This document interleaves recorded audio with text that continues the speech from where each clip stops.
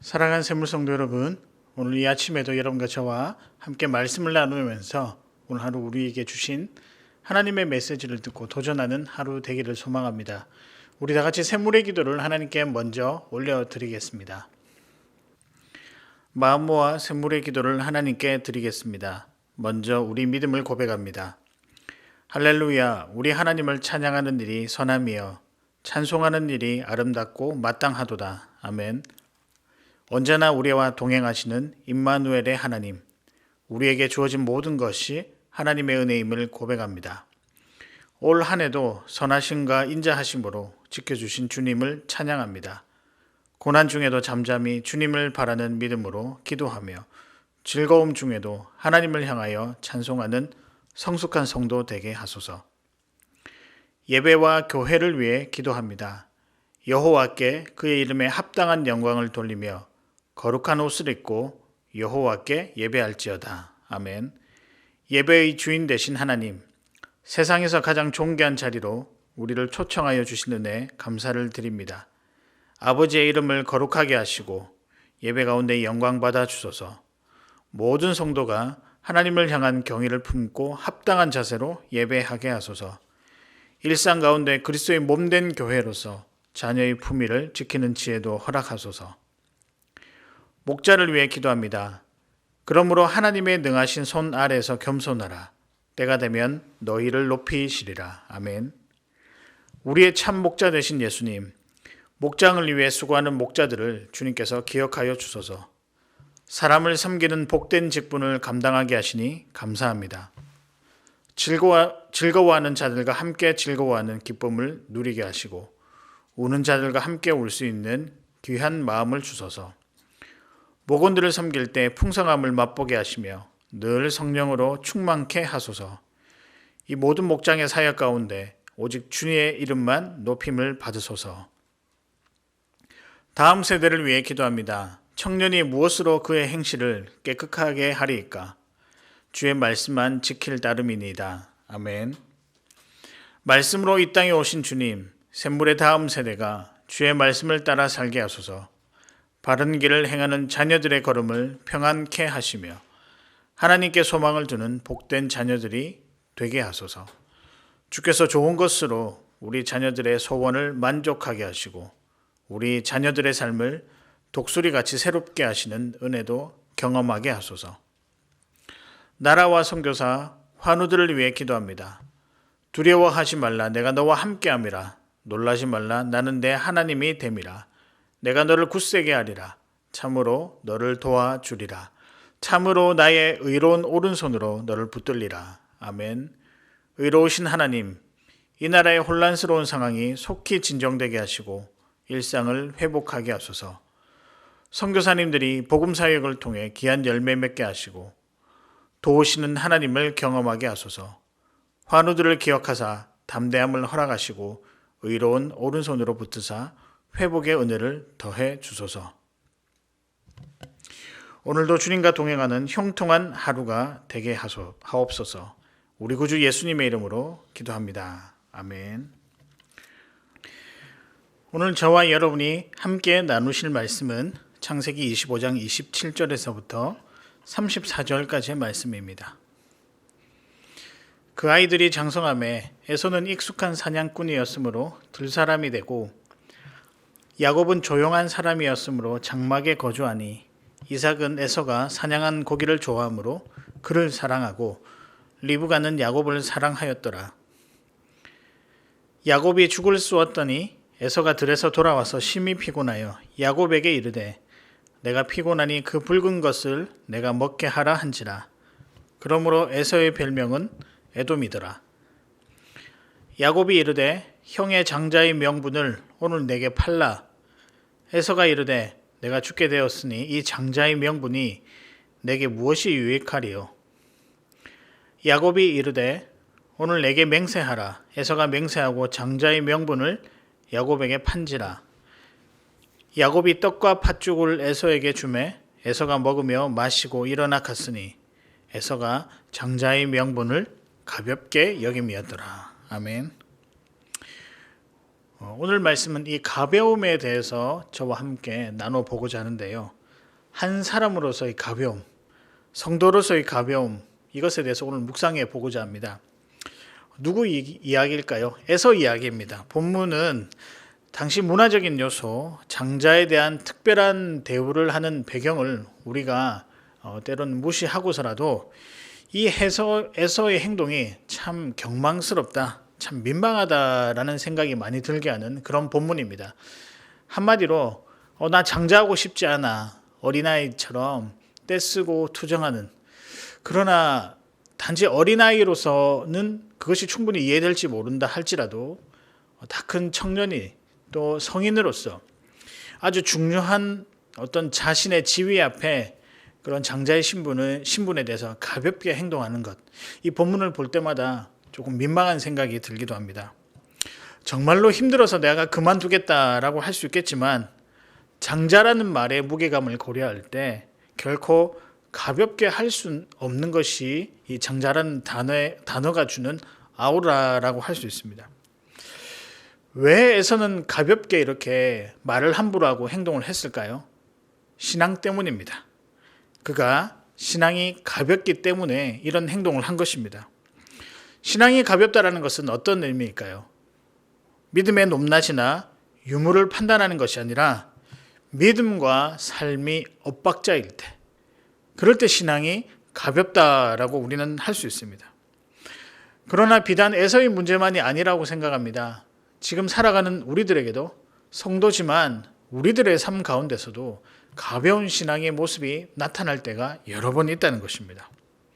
그러나 반대로 말씀은 우리에게 이렇게 요구합니다. 가벼운 신앙이 아닌 진중한 신앙을 요구한다.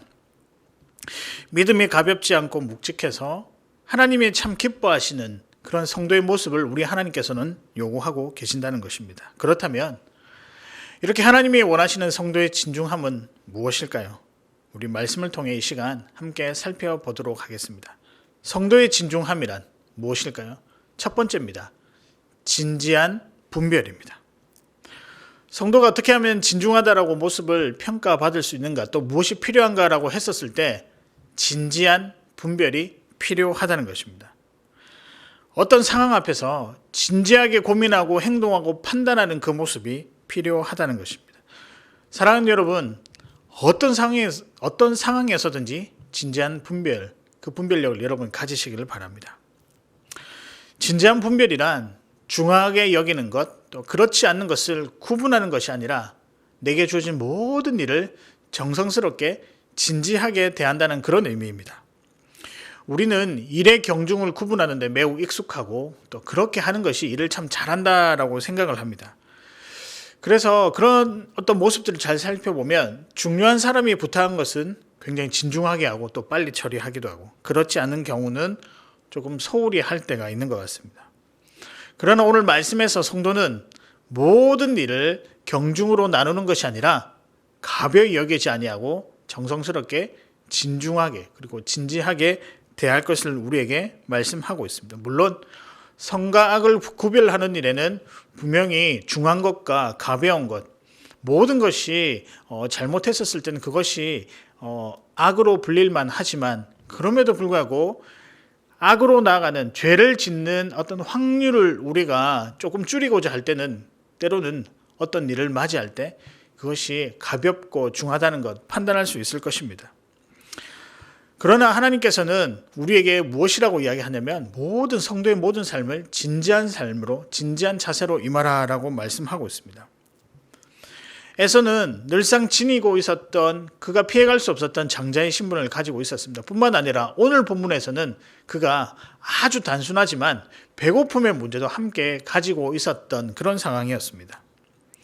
장자의 신분이 중요한 것은 당연한 것이고 배고픔을 해결하는 것도 한 사람에게 있어서는 매우 중요한 일이라고 할 수 있습니다. 그러나 에서는 배고픔을 해결하는 일에 너무 치우친 나머지 꼭 붙잡고 굉장히 중요하게 여기고 정성스럽게 여기고 진지하게 분별해야 하는 이 장자의 신분에 대해서는 순간, 아니 여러 차례 망각을 하는 그런 모습들을 보게 됩니다. 어떤 사람은 야곱이 너무 영악해서 에서의 상황을 적절히 이용해서 자신에게 장자권이 넘어오게 했다, 그래서 야곱을 비난하는 사람들도 있고 또 참 너무 교활하다라고 평가를 하지만 에서도 동생의 요구를 가벼이 넘긴 것, 가볍게 받아들인 것은 또한 피해갈 수 없는 하나의 이유라고 생각을 합니다. 우리가 바라는 대답은 에서가 했으면 하는 대답은 동생아, 나에게도 장자의 위치가 중요하고 너도 장자의 위치가 갖고 싶겠지만 그러나 이것은 변할 수 없는 것이란다. 그러나 내가 배고프니 이 문제도 함께 해결해 주려무나. 그렇지만 너의 요구는 조금 과하구나 라고 아예 딱 잘라서 이야기를 했다라고 한다면 에서는 꽤 진지한 분별력을 가진 사람이라고 평가를 받았을 것입니다. 그러나 에서는 그러지 않았었습니다.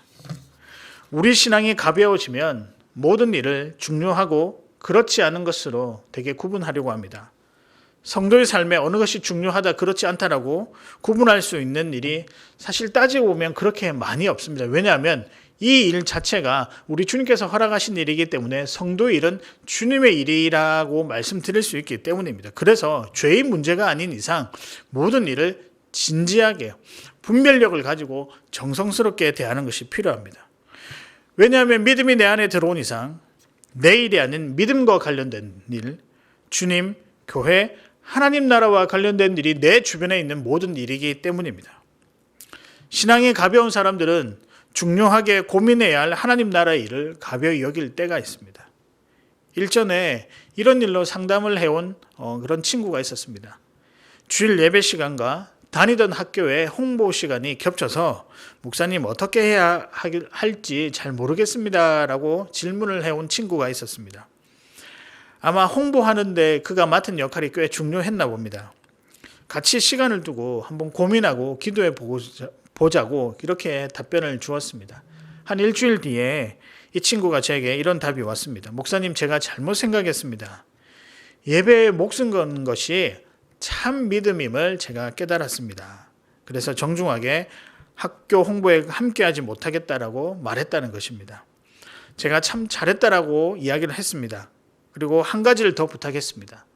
너가 참여할 수는 없지만 준비하는 모든 과정에 정성스럽게 대해라.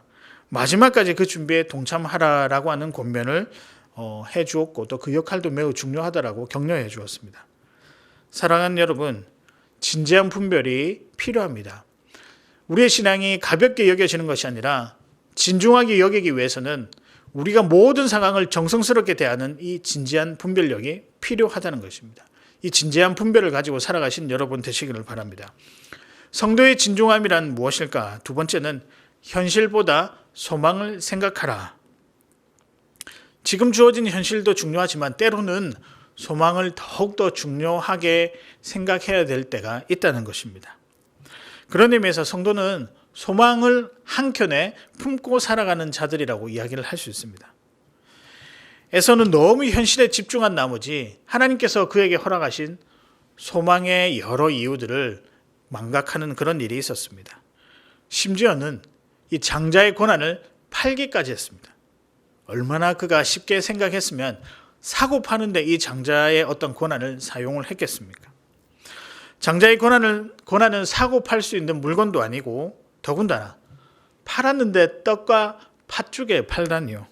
적어도 몇천억을 좀 받고 팔았다라고 한다면 그나마 그 많은 액수 때문에 이해가 갈지언정, 그렇지만 이것은 사고 팔 수 있는 일이 아니라는 것 여러분 잘 아시지 않습니까?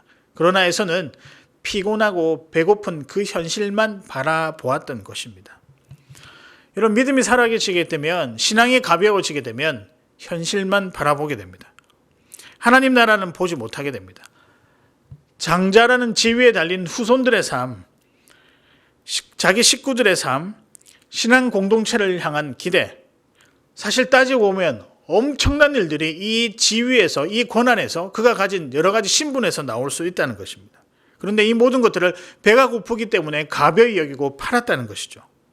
제가 이런 생각이 들었습니다. 도대체 이 사람은 누구인가? 말씀을 읽으면서 도대체 이 야곱과 에서는 나이가 몇 살이기에, 특별히 에서가 형이라고 하면서 나이가 도대체 몇 살이길래 엄청난 그 권한, 엄청난 지위에 있는 이 장자의 권한을 쉽사리 팔 수 있는 그렇게 철없는 사람이었는가? 27절에 보면 그 아이들이 장성하매라고 나와 있습니다. 이 표현을 제가 원어를 찾아보니까 어느 정도 사리 판단을 할 수 있는 청년의 나이라고 하는 것이죠. 그리고 사냥과 식사를 준비할 수 있는 나이라면 적어도 어린아이는 아닐 것이고 어느 정도 자기 앞가름을 할 수 있는, 자기 판단을 그래도 내릴 수 있는 그 정도의 어떤 그 나이라고 생각을 합니다. 소위 판단을 할 수 있는 나이죠. 그 안에서 장자의 권한이 얼마나 중요한지 아버지로부터 들었을 것이고 온 가족으로부터 들었을 것이고 그리고 그도 스스로 느꼈을 것입니다. 그러나 애석하게도 에서는 그것을 판단하지 못했고 그 큰 일과 미래에 다가올 그 엄청난 소망에 대해서 그는 깨닫지 못했다는 것입니다. 여러분, 나이는 들어도 애처럼 행동한 것입니다. 32절을 보십시오. 과간입니다. 내가 죽게 되었으니 이 장자의 명분이 내게 무엇이 유익하리요? 전혀 장자를 통한 믿음의 소망들을 보지 못하고 그저 배고픔이 우선인 그것을 해결해야 하는 철없는 사람으로 비춰지고 있는 것입니다. 단순하게 이 사람이 철이 없어서 생긴 문제일까요? 믿음의 문제입니다. 신앙이 가벼운 사람은 소망을 결코 보지 못합니다. 하나님 나라와 교회 공동체보다는 내 개인의 일, 나 개인의 일, 나를 배불리는 일, 나에게 유익한 일만 보게 됩니다. 신앙은 우리가 가늠할 수 없는 엄청난 넓이의 것입니다. 이 안에 한 사람의 삶을 바꿀 수도 있고 한 공동체가 다른 공동체를 향한 능력을 발휘할 수 있는 너무나도 중요한 것입니다. 그리고 공동체에게 이 귀한 일을 감당할 수 있는 설득력도 있는 것이 우리의 신앙이자 믿음입니다. 그렇게 신앙은 소망이다라고 말씀드릴 수 있습니다. 하나님 나라를 위한 소망입니다. 어쩌면 현실보다 더 중요하고 더 즐겁고 더 애를 써야 되고 더 정성을 들이고 기대할 수 있는 것이 하나님 나라에 대한 소망입니다. 그러나 믿음이 가벼우면 이 하나님 나라에 대한 소망을 보지 못합니다. 사랑하는 여러분, 눈앞의 현실보다 때로는 소망을 바라봐야 할 때가 있습니다. 하나님이 현실은 모든 것을 해결해 주시니 소망만 바라보자라고 하는 말씀이 아닙니다.